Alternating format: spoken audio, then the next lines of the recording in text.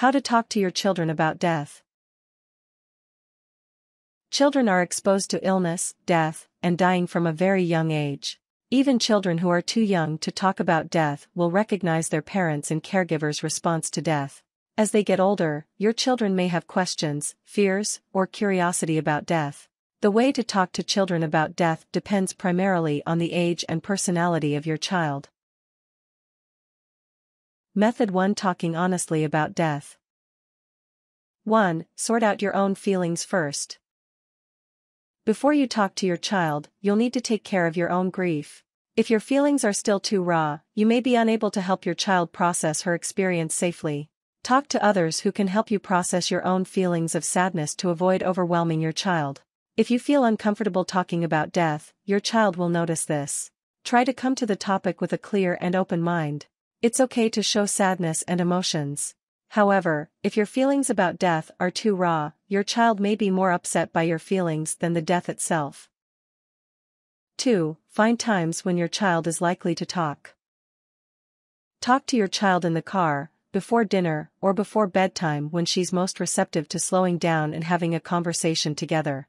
Bring up the topic in a direct and straightforward manner, saying, for example, "I want to talk to you about Grandma." Let your child know that you're interested in her feelings and her thoughts. Make sure you have your own feelings under control when you bring up the topic. Don't bring it up at a time when you're feeling stressed, upset, or tired.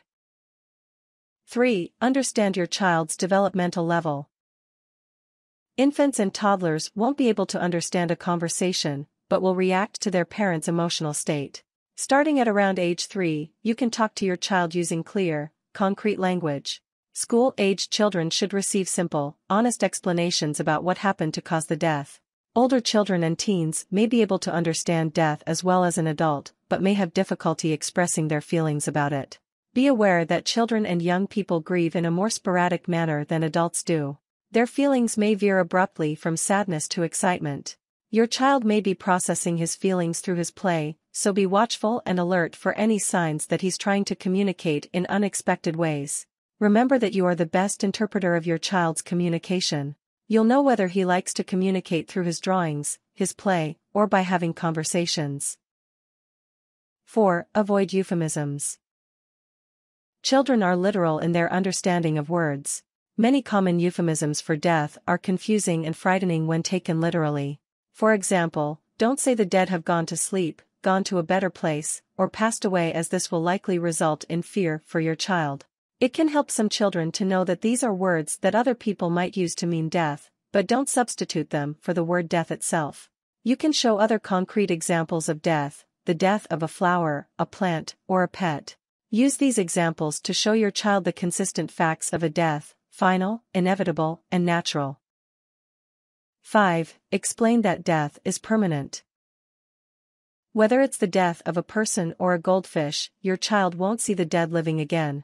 What death means primarily is that you won't see the person, or pet, again. It also means that the dead won't experience any more sadness or pain, and you can reassure your child of this. Some religious explanations about afterlife can be confusing for children to sort through. It's likely that your child may need reminders that she won't see the dead again. Expect questions such as will _____ be there, or when the dead will be coming back. 6. Let your child know that death is inevitable. If your child is school-aged, she may be able to understand that death is final, but she might not know that it's inevitable. It will help your child if you're able to provide simple and honest explanations for the death. Make sure your child knows that the death isn't because of something she did or didn't do. Talking to your child about the cause of the death will be helpful. The more your child knows about the reason for the death, the less likely she will be to blame herself.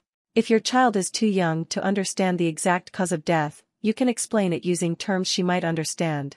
For example, you could explain that her body wasn't working anymore and couldn't get fixed. 7. Reassure your child. After all, not everyone who gets sick will die. Remind him of a time he was sick and got better. Make a list of all the people who he loves who are not sick, so that he's comforted that he won't be left alone. This can be a good opportunity to remind him how many people care for him. Don't be surprised if your child becomes clingier or needier at this time. If your child is older, he may distance himself from you instead. Don't get angry at him, but continue to hold the same standards of behavior you expected prior to the conversation about death. Encourage your children to express how they feel, no matter what age they are. 8. Be prepared for detailed questions. Children may have questions that you didn't expect, such as what's it like inside a coffin, or whether it's dark and cold under the ground. These questions aren't intended to be disrespectful, but reflect a child's attention towards the concrete. Answer each question as best you can. If you don't know the answer to your child's question, you should say so. If there's a way to find out the answer through research, you and your child can engage in the research together. Your child's questions might be less abstract and philosophical than they first appear. For example, a child asking about where the dead person is now might not need a lengthy explanation of the afterlife, but simply need to be reassured that the body is buried in the cemetery. Because your child is unlikely to sit and talk with you for a long time, be alert for these questions to pop up in other contexts. Method 2: Helping your child grieve. 1. Encourage your child to express his feelings. Children may express their feelings indirectly, through their play or artwork. They might try to hide their feelings, particularly if they're older children or teens. Your child might become more irritable or suddenly seem younger than her age. Accept whatever feelings your child might have about the death. Let your child know that it's fine for her to feel happy, sad, confused, scared, or angry. No matter what she feels, you should reassure her that she is safe and cared for. If your child's feelings cause you to be upset, she'll be more likely to hide her feelings from you. 2. Help children hold on to memories. It can help your child in the grieving process to remember the good times with the dead. Try making a photo album or storybook including pictures and memories of the dead in happier times. Remember that grieving isn't about forgetting, but about processing the loss of a special friend or animal. Looking at pictures, remembering stories, or writing them down is one way of keeping the connection with the dead person or pet alive as your child gets used to the fact of their absence. 3. Share your values with your child. If you have religious beliefs, share them with your child in a way that your child can understand. For example, if you want to tell your child that her grandmother is in heaven, be prepared to say more about that. If your religious tradition has special observances, services, or rituals surrounding death, you should include your child in these preparations. Ask a leader in your religious community for help in explaining your faith tradition's ideas regarding death. 4. Look for children's books that help explain death. If you read regularly to your child, you might consider reading books that talk directly about death. This is a safe way for you and your child to share this information together, through the familiar routine of reading. Books that have been written to help explain death and loss to children include When Dinosaurs Die, A Guide to Understanding Death by Lori Krasny Brown and Mark Brown. I Miss You, A First Look at Death by Pat Thomas.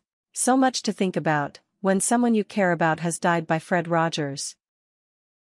Method 3: Talking about death in the news. 1. Don't assume that your child doesn't know about it. School shootings, acts of war and terrorism, as well as community violence are commonplace in the media. Children are alert to violence reported in the news, and may want to ask questions. Not talking about it doesn't help a child feel better or gain understanding. If you avoid the subject, you're communicating that the topic is taboo even if you don't intend to. Instead, allow yourself to be available to talk about anything your child brings up. Be available to help your child process her feelings about these events. It's okay to try to limit your child's exposure to negative news stories. Research studies have shown that children who see repeated instances of the same news story may assume that the incident has happened again. Even with limited exposure, don't assume that you can prevent your child from learning about bad news altogether.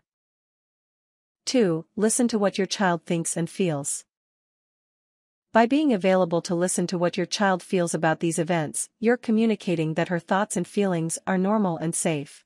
At the same time, you might be able to put any unrealistic fears into perspective. Ask direct questions to find out more about your child's perspective on these incidents, rather than waiting for your child to approach you. Don't force your child to talk to you about feelings if she's not ready to. 3. Model healthy grieving.